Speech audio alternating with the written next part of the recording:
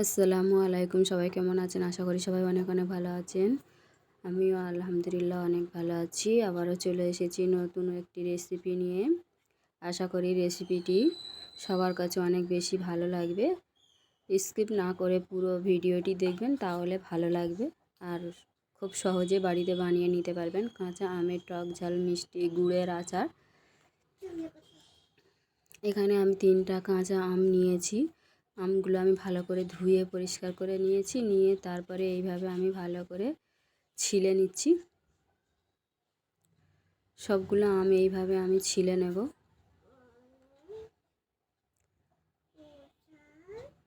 আমগুলো সব আমার ছেলা রেডি হয়ে গেছে। এবারে আমি একটা গ্রেটার নিয়েছি। আমি ওর মধ্যে ভালো করে আমগুলো গ্রেট করে নেব, ছোট ছোট করে কুচি করে কেটে নেব। আপনাদের কাছে এরকম কাটার না থাকলে চাকু দিয়ে বা বটি দিয়ে কুচি কুচি করে কেটে নিতে পারেন। আমি এই দিয়ে কেটে নিচ্ছি, একদম কুচি কুচি করে সবগুলো আম আমি কুচে নিয়েছি। সবগুলো আম আমার গ্রেট করা হয়ে গেছে। এবারে এর মধ্যে আমি দিয়ে দেব 1 বাটি পরিমাণ গুড়। এখানে 250 পরিমাণ গুড় আছে। আপনারা এই গুড়ের বদলে চিনিও দিতে পারেন। এবারে আমি এইটা ভালো করে আমের সঙ্গে এইভাবে একটু মিশিয়ে নেব। আর এবারে এর মধ্যে দিয়ে দেবো স্বাদ মতো লবণ।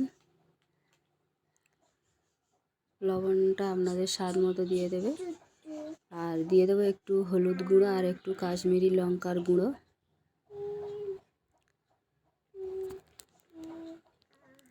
দিয়ে আবারও ভালো করে এইভাবে হাত দিয়ে ভালো করে মাখিয়ে নেব। মাখানো হয়ে গেলে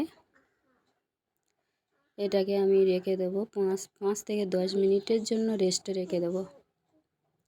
এর থেকে বেশি রাখার দরকার নাই। আমি 5 মিনিট রেস্টে রেখে দেব, তারপরে ফিরে আসব। এবারে আমি এখানে আচারে দেওয়ার জন্য মশলা রেডি করব। নিয়ে নিলাম শুকনো মরিচ আর একটু ধনে গোটা ধনে। এবারে এর মধ্যে দিয়ে দেবো গোটা জিরে,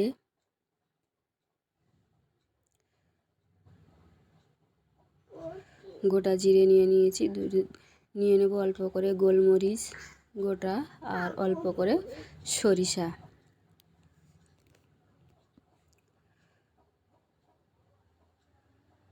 অল্প করে 1 চামচের মতো সরিষা নিয়েছি। নিয়ে ভালো করে এটাকে আমি ভেজে নেব।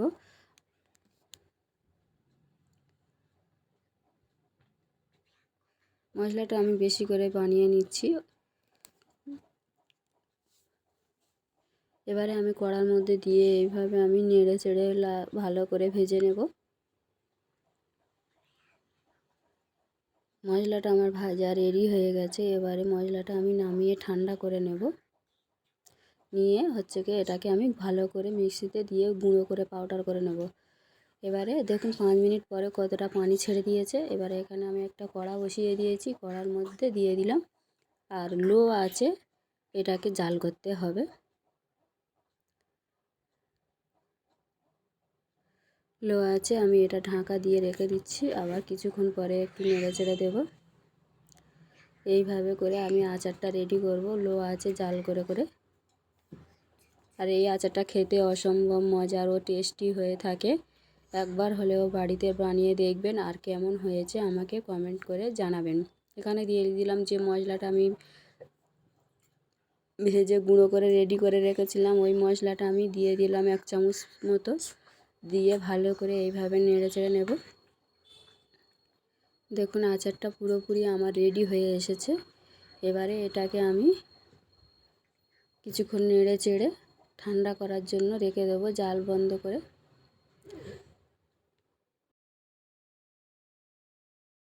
যারা আমার চ্যানেলকে সাবস্ক্রাইব করে রেখেছেন তাদের অসংখ্য অসংখ্য ধন্যবাদ। যারা এখনও পর্যন্ত সাবস্ক্রাইব করেননি প্লিজ আমার চ্যানেলে নতুন হলে চ্যানেলটিকে সাবস্ক্রাইব করে আমার পাশে থাকবেন।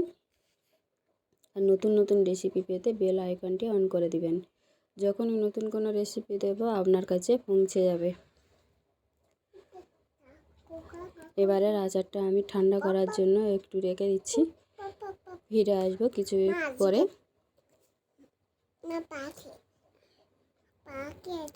এবারে আমি একটি প্লেটের মধ্যে নামিয়ে দেখাচ্ছি আচারটা কত লোভনীয় হয়েছে। দেখুন, এইভাবে একবার হলেও বাড়িতে বানিয়ে দেখবেন, আর বাচ্চা থেকে বড় সবাই খেতে পারবে এই আচারটি। একবার হলেও ট্রাই করে আমাকে কমেন্ট করে জানাবেন। এতক্ষণ পর্যন্ত আমার সঙ্গে থাকার জন্য সবাইকে অসংখ্য অসংখ্য ধন্যবাদ। ফিরে আসবো আবারও নতুন একটি রেসিপি নিয়ে।